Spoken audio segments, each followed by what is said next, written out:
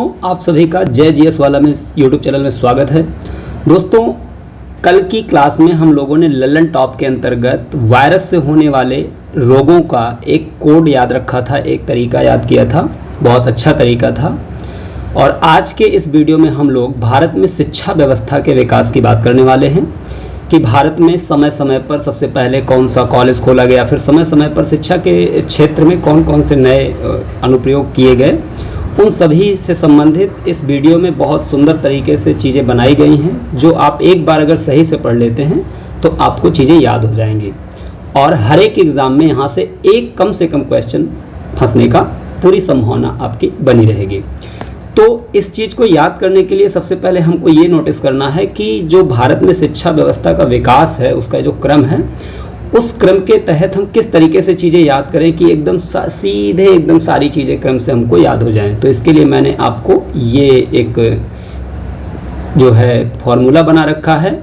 इस फॉर्मूले को अगर आप उपयोग करते हैं तो आपको चीज़ें आसानी से याद हो जाएंगी। जैसे हंसते हुए बनारस में बुढ़ा शिकारी रेल से टांग बांधे अर्जेंट। आपको दिमाग में रखना है कि एक बुढ़ा शिकारी है जो हंसता है, बनारस में खड़ा है। हंसते हुए बनारस में बुढ़ा शिकारी रेल से टांग बांधे अर्जेंट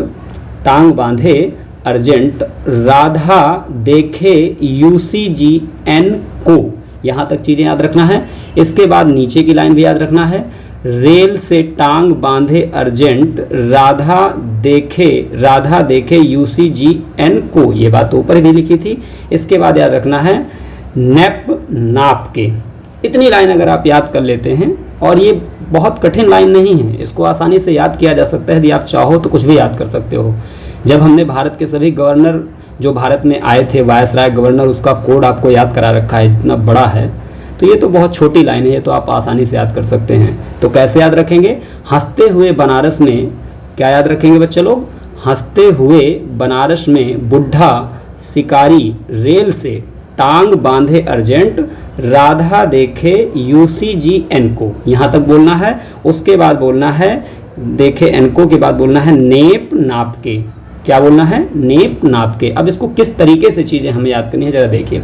हंसते हुए का मतलब है 1781 में वॉरेन हेस्टिंग के टाइम पे सबसे पहले एक भारत में कॉलेज खोला गया था, जिसका नाम था बेटा कलकत्ता मदरसा।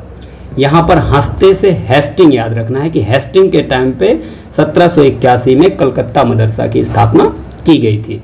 इसके बाद हुए का यहाँ पर कोई मतलब नहीं है। बनारस से क्या मतलब है?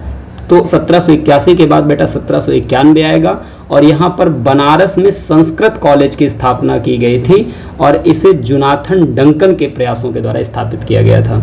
तो यहाँ पर हंसते हुए बनारस में, तो हंसते मतलब हेस्टिंग के टाइम पे 1781 में कलकत्ता मदरसा स्थापित होगा। उसके बाद बनारस में जोनाथन डंकन के प्रयासों में संस्कृत कॉलेज स्थापित होगा। उसके बाद में का कोई अर्थ नहीं है। बुढ़ा का अर्थ है 1854 में बुड्स का शिक्षा डिस्पैच। बुढ़ा से आपको दिमाग में रखना है बुड्स का शिक्षा डिस्पैच, जो कि डलहौजी के टाइम पे भारत में आता है और इसे भारतीय शिक्षा का मैग्ना कार्टा भी कहा जाता है। ये भी आप लोग दिमाग में थोड़ा सा रखिएगा। तो बुढ़ा से याद रखना है बुड्स का शिक्षा डिस्पैच। और डेटें ये देखो, अगर गौर से देखो तो सारी डेटें एकदम क्रम से लगी हैं। 1781 है, फिर 1791 है, फिर 1854 है, फिर 1882, 1902, 1917, 1924, 1937, 1944, 1948, 1956, 1961, 1964 और इसके आगे फिर आगे जो है 1986 और 1900 उसके बाद आपका 1986 के बाद सीधे 2020। लेटेस्ट जो शिक्षा नीति है भारत की वो 2020 की है। ठीक है ना? तो ये एकदम बिल्कुल क्रम से डेटे रखी हैं। अगर इनको आप गौर से देखेंगे तो ये सब कुछ आपको बहुत आसानी से याद हो जाएगा। तो हंसते हुए मतलब वॉरेन हेस्टिंग ने कलकत्ता मदरसा खोला 1781 में। उसके बाद बनारस का मतलब बनारस में संस्कृत कॉलेज की स्थापना होती है जोनाथन डंकन के प्रयासों से 1791 में। उसके बाद बुढ़ा का मतलब हो गया बुड्स का शिक्षा डिस्पैच 1854 में डलहौजी के टाइम पे आता है, जिसे शिक्षा का मैग्ना कार्टा भी कहा जाता है, भारतीय शिक्षा का। इसके बाद यहाँ पर जो मैंने लिखा है शिकारी का मतलब आपको दिमाग में ये रखना है कि जस्ट इसके 54 के बाद जो डेट आगे बढ़ेगी शिक्षा व्यवस्था के मामले में वो 1882 होगी। और इसमें शिकारी का मतलब हंट शिकार करना, हंटर कमीशन आता है रिपन के टाइम पे, ये भी याद रख लेना। तो जब भी आएगा बुड्ढा के बाद शिकारी, मतलब वुड्स की शिक्षा के बाद फिर क्या आएगा, हंटर कमीशन आएगा। कब आएगा, तो 1882 में आएगा। किसके टाइम पे आएगा, तो रिपन के टाइम पे आएगा।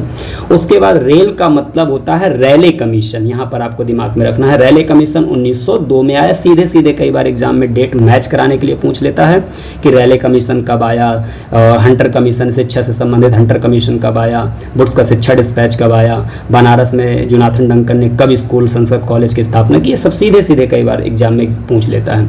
उसके बाद से का मतलब है बेटा सेडलर आयोग, ये बहुत इंपॉर्टेंट है सेडलर आयोग, आपको इसको याद रखना है। उसके बाद टांग का मतलब है 1924 में बेटा, आपका टांग का मतलब यहाँ पर क्या आ जाएगा, टांग का मतलब आ जाएगा हर्टोग कमेटी। हर्टोग, टांग से आपको हर्टोग याद रखना है, तो इतना यहाँ से याद रखिएगा। उसके बाद नीचे आप देख लीजिए, रेल का मतलब आप रेलवे कमीशन याद ही कर चुके हैं। से का मतलब सेडलर आयोग हो ही गया। सेडलर आयोग में आपको एक चीज़ और यहाँ पर याद रख लेनी है कि सेडलर आयोग किसके टाइम पे आया था, तो चेम्सफोर्ड के टाइम पे आया था। और जो अभी तक हमारे एजुकेशन का सिस्टम था कि पहले 10th कर लो, फिर 2 साल की पढ़ाई करके इंटर कर लो, उसके बाद फिर 3 साल की पढ़ाई करके आपका बीएससी कंप्लीट कर लो या बीए कंप्लीट कर लो या ग्रेजुएशन की डिग्री कर लो, तो वो 10+2+3 की जो व्यवस्था है, इस व्यवस्था का कंसेप्ट सबसे पहले आपसे अगर पूछा जाए किस एजुकेशन कमीशन के द्वारा ये चीज़ की गई थी सबसे पहले, तो वो सेडलर आयोग के द्वारा इसे सबसे पहले इसका सुझाव दिया गया था, कंसेप्ट दिया गया था। अर्थात 10+2+3 की जो व्यवस्था है, जो आज भी लगभग चली रही है व्यवस्था, तो ये व्यवस्था बेसिकली किसके द्वारा, सर्वप्रथम इसका कंसेप्ट किसके द्वारा दिया गया था, तो सेडलर आयोग के द्वारा। सेडलर आयोग कब बना बेटा, तो 17 में बना। से 17 से सेडलर आप आसानी से याद कर सकते हैं। उसके बाद टांग का मतलब होता है, टांग का मतलब आप दिमाग में रखना है 1929 में हर्टोग, टोग से टांग याद रख लेना, हर्टोग कमेटी किसके टाइम पे आएगी, इरविन के टाइम पे आएगी।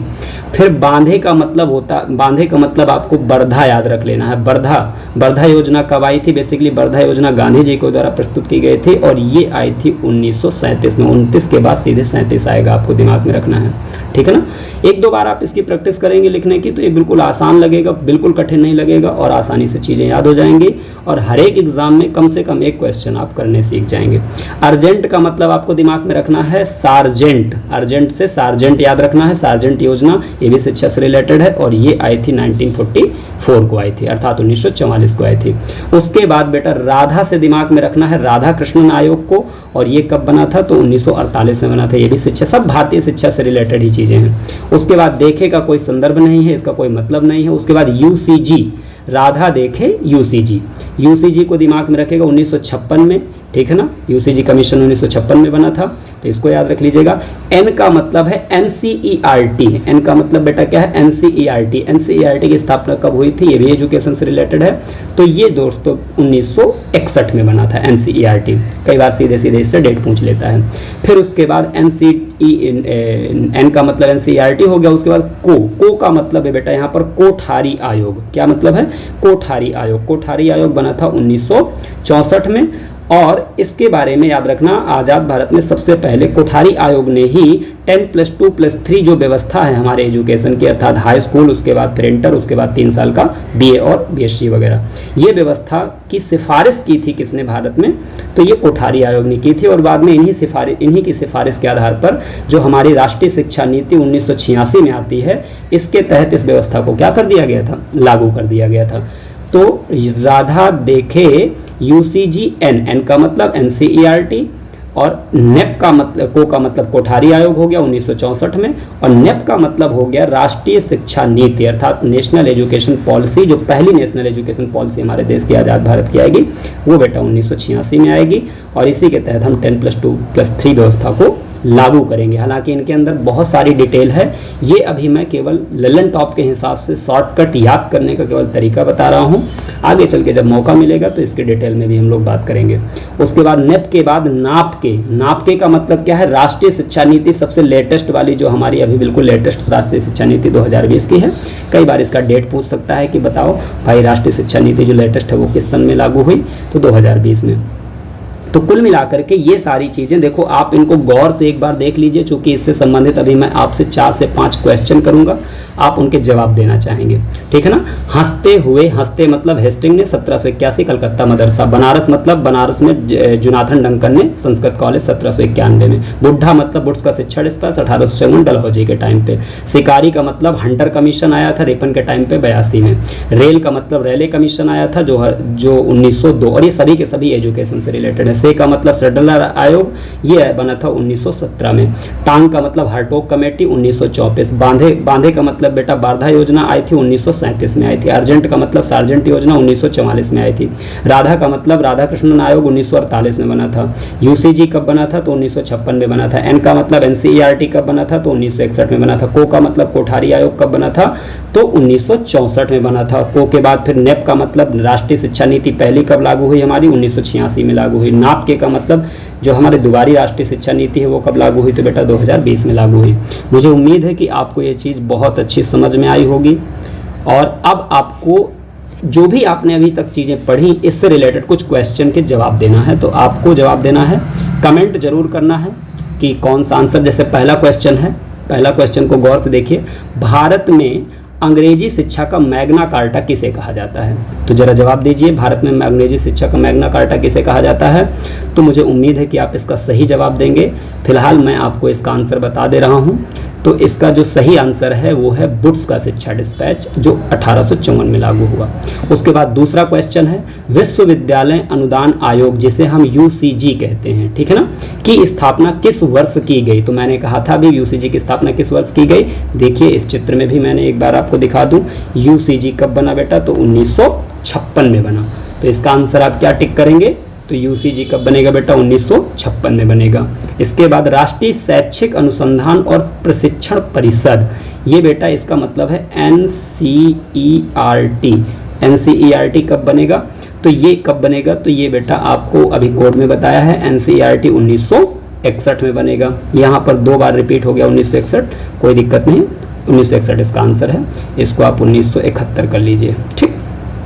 उसके बाद नेक्स्ट क्वेश्चन, इसका भी जवाब दीजिए। शिक्षा के 10+2+3 पैटर्न के लिए सर्वप्रथम सुझाव अर्थात कंसेप्ट सबसे पहले किसने दिया था तो ये आपको पता है, कलकत्ता विश्वविद्यालय आयोग, जिसे हम सेडलर आयोग भी कहते हैं, जो 1917 के आसपास बना था। तो इसने दिया था सबसे पहले सुझाव। उसके बाद शिक्षा के 10+2+3 आकार की सिफारिश किसने की थी भारत में तो ये बेटा कोठारी आयोग ने की थी, ठीक है ना। अभी इसके बारे में मैंने चर्चा की। उसके बाद 10+2+3 शिक्षा पद्धति को लागू कब किया गया था भारत में तो आपको अभी मैंने बताया कि लागू किया गया था कोठारी आयोग की सिफारिश के आधार पर ही। पहली राष्ट्रीय शिक्षा नीति अर्थात एनईपी फर्स्ट जो हमारी 1986 में आएगी उसमें लागू किया गया, ठीक है ना। तो यहाँ पर ऑप्शन 1 सही है। उसके बाद अगला क्वेश्चन है, कह रहा है शिक्षा में सुधार हेतु तो ब्रिटिश सरकार ने सैडलर आयोग कब नियुक्त किया तो सैडलर 17, तो आंसर इसका 17 सही होगा, 1917। सर्वप्रथम 1781 में देखो कह रहा है, सर्वप्रथम 1781 में बंगाल के गवर्नर जनरल ने अरबी और फारसी, 1781 के आसपास बंगाल का गवर्नर जनरल वॉरेन हेस्टिंग, ठीक है ना, गवर्नर जनरल ने अरबी और फारसी भाषा में अध्ययन के लिए किस कॉलेज की स्थापना की तो पता है आपको, किसकी कॉलेज की स्थापना की तो कलकत्ता मदरसा की स्थापना की। ये सारे के सारे बेटा रिपीटेड क्वेश्चन है जो एग्जाम में पूछे गए हैं, इसलिए इनको बहुत गौर से पढ़िएगा, ध्यान दीजिएगा, आपको मजा आ जाएगा। उसके बाद अगला क्वेश्चन है प्रश्न नंबर 9, वर्धा योजना किसके द्वारा प्रस्तुत की गई है, किनके द्वारा प्रस्तुत की गई। ऑप्शन में गांधी जी, अम्बेडकर जी हैं, जवाहरलाल नेहरू जी हैं, राजेंद्र प्रसाद जी हैं। वर्धा योजना बेटा जी गांधी जी के द्वारा प्रस्तुत की गई थी। तो ये कुछ इंपॉर्टेंट प्रश्न हैं जो इस आज के ललन टॉप के ट्रिक से रिलेटेड हैं। ऐसे ही मेरे ललन टॉप में चीज़ें आती रहेंगी, ठीक है ना। ये प्रतिदिन सुबह 7 बजे ललन टॉप का वीडियो आपको मिलने वाला है, ठीक है ना। इसलिए इस वीडियो को ज़्यादा से ज़्यादा शेयर, लाइक, कमेंट ये सब करते रहें। आज की वीडियो को फिलहाल हम यहीं पर समाप्त करते हैं, तब तक के लिए जय हिंद, जय भारत।